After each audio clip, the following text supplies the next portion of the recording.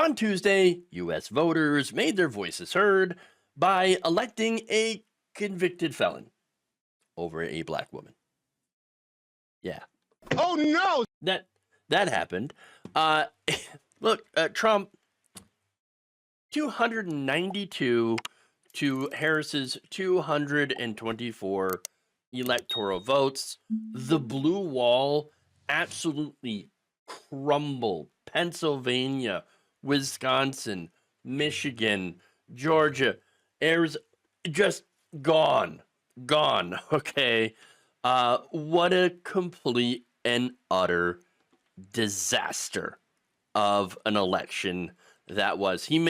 Trump may end up getting 300 electoral votes. I mean, bing, bing, bing, boom. It's gone. There it goes. So look, let me just say that I made a few assumptions. Boy, was I mistaken. Okay. And look, there's no shame in admitting that, yes, you made a mistake. You made some assumptions that like, oh, Harris is going to, squeaker out a win. No, turns out not so much. Now, one of the big things that I said is, hey, look, that polling in Iowa. Wow, look at that. Oh, man, that Seltzer poll. Wow, that's crazy if she wins Iowa. Well, it turned out to be nuts. Okay. Yeah, it was an outlier. Harris massively underperformed in many different polls, especially among Latino voters. I mean, there is no other way to say it, all right? I believe in facts. I believe in truth. And the truth is, Democrats got drubbed, okay? 100%, all right? Donald Trump overperformed in the polls. Polls were off. It's like 2016, but actually worse. Okay. Look, a New York Times analysis found that Trump had expanded his 2020 margin, where he lost that election, in 2,367 counties nationwide, and decreased his performance in only 240 counties. He actually did better. Okay, he actually did better. Now, Harris, especially among groups that normally would poll towards Democrats, for example, Latino voters, right? 53 to 45%. That's what Harris got. She also carried black voters 86 to 12, right? In the 2020 election, however, Biden won black voters by a wider 92 to 8 margin over Trump, and Latino voters 65 to 32. Okay, so again, Harris massively underperforming with what was generally thought of as safe Democratic voters. Not so safe anymore, okay? Not only that, but it turns out that her strategy of trying to court conservative voters, these are your anti-Trump voters, failed miserably. Look at that. This is how registered Republicans voted. You can see 2020 election, 94% for Trump, 6% for Joe Biden. And in 2024, would you look at that? 94% for Trump and 5% Democrat. So she ended up losing ground with Democrats. And there's reasons why, okay? So she campaigned alongside Liz Cheney and talked about how she'd be putting Republicans in her cabinet. Now, look, that stuff, I said it before, this election wasn't for me. I'm a leftist, okay? But I thought, okay, maybe this time people are fed up with Donald Trump, and like conservatives are saying that they were fed up with Donald Trump and would vote for Harris. Not enough numbers. Let me tell you what, not enough numbers. So not only that, but I also hate to admit that talking about how much Donald Trump is a danger to democracy, something that is objectively true. I do believe he is a danger. Turns out the focus on that January 6th didn't do anything to turn out the vote. It just didn't. It just wasn't effective. It's like that there was something missing here in Harris's campaign. That would be policy, okay? And that's really the issues there. Policies. Joe Biden, like it or not, unpopular president, okay? People blamed him for inflation, okay? and keeping us engaged in the wars in Israel and Ukraine. The problem with Harris is that when she took over for Biden, she didn't articulate any kind of break from Joe Biden on basically any policy. Would you have done something differently than President Biden during the past 4 years? There is not a thing that comes to mind in terms of, and I've been a part of most of the decisions that have had impact. And that right there may have been how Kamala Harris lost the election. The moment when she said, not a thing, wouldn't do anything differently than President Biden. I think voters had to have taken a look at that and been like, well, if we're not going to have any sort of change, and I'm not happy where I'm at, I don't feel like I'm doing better than I was 4 years ago, then, well, why am I going to vote for the same old, okay?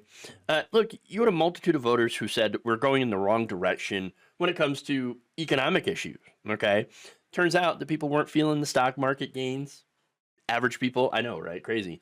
In fact, when you look at the breakdown demographics, as far as income, people making under $50,000 who went for Biden in 2020 went for Trump this time.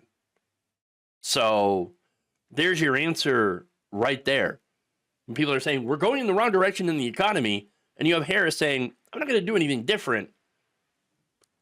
Is it any surprise that we have this result? Okay. Saying, oh, don't worry, we got inflation down, right? Well, things are still more expensive than they used to be. I don't know if that's a winning argument. Certainly, things are more expensive. Yes, it's true. Then, of course, you had the issues with Gaza, which I do believe hurt Harris in Michigan. I said that they were going to hurt Harris in Michigan. Not only that, but she was out there campaigning with the daughter of the architect of the Iraq War, Liz Cheney. I mean, that absolutely hurt her. Her message was not about economics. It was about, we've got to defend democracy. And again, I agree. We should defend democracy. I think it's a great thing. But not a great campaigning issue. Okay. Now, getting back to Gaza here, there was polling that suggested that if Harris were to endorse an arms embargo on Israel until there is a ceasefire and withdrawal from the forces from Gaza, her national support would have grown from 44 to 49%. So that would have helped her. That was according to an online poll from the Arab American Institute. So she didn't break with Joe Biden on anything, especially on genocide. No wonder she underperformed. But again, I also think that there's racism and sexism, of course. I think they played a role. I don't know how much, but I know it was there. Of course, right? But overall, I do believe that people voted against the continuation of Biden's policies. Okay? And maybe as a result of that and how she got into the race, the fact that there was no primary, okay? No robust primary to choose, and Biden stubbornly staying in for as long as he did, I don't think that there's anything that she could have done differently. And I also don't subscribe to the idea that Biden would have done any better. Because again, you had people that were saying, I'm sorry, but I can't afford this. Okay, I can't afford to live. I can't afford to do this. I need a change. I need something different. Okay. Look, here's the thing. Donald Trump's a literal felon who is insane. Okay, says deeply racist and offensive things. But that's not enough of a reason for people to have voted for Harris. The threat of a national abortion ban, a ban on contraception, Project 2025, all of them apparently made little difference in this election. I mean, now, of course, the terrible thing here is not just how marginalized groups will suffer under Republicans.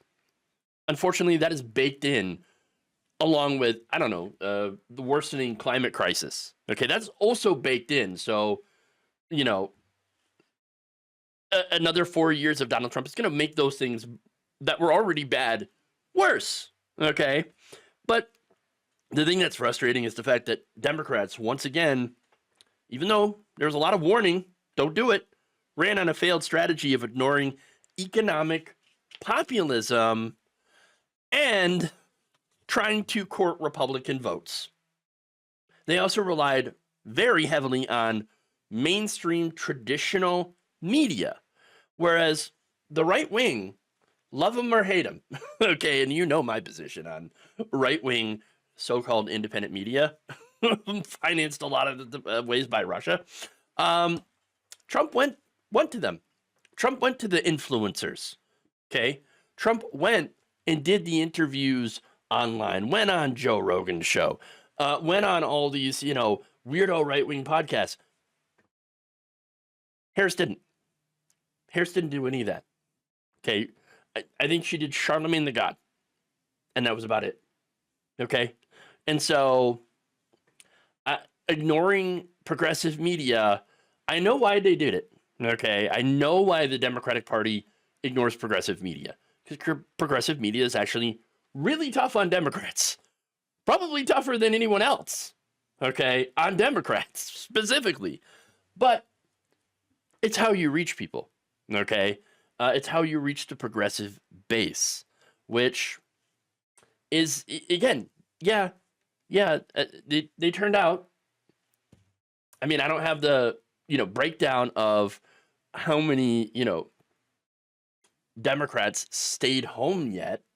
Okay, but still, I mean, the fact is that there were people that she could have reached that her campaign wouldn't allow her to reach.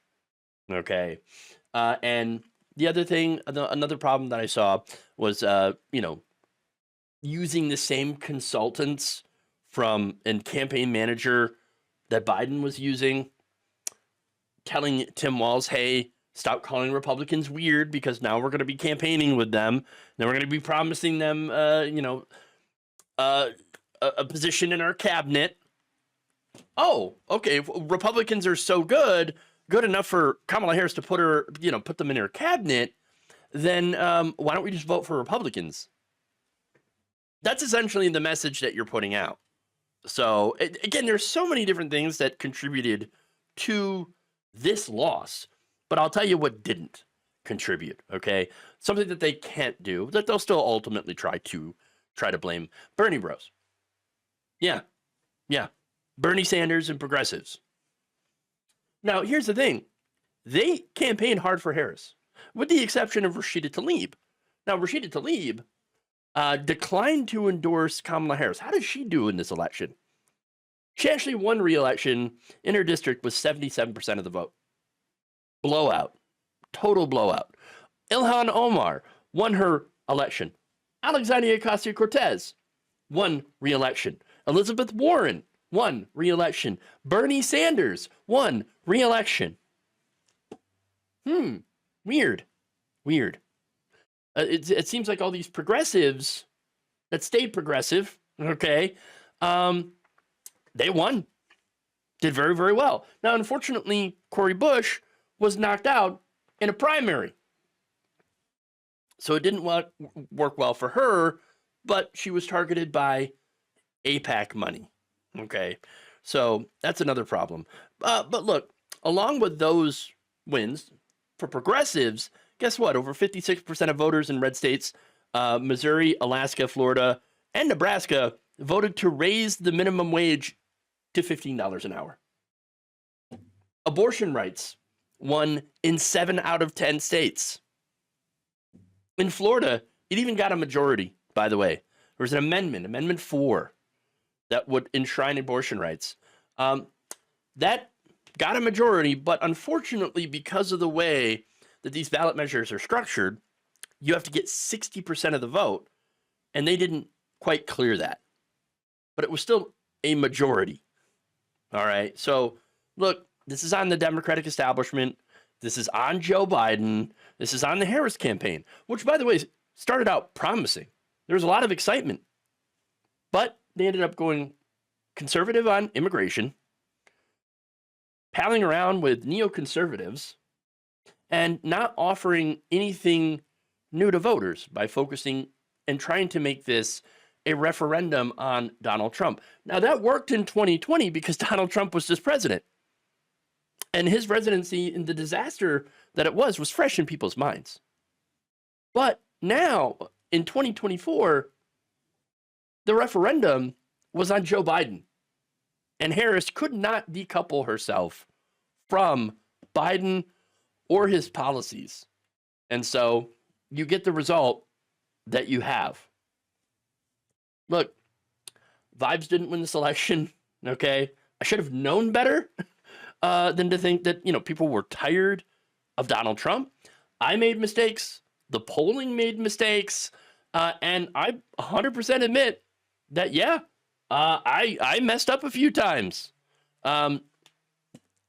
We all did, because none of us could fathom a return of Donald Trump.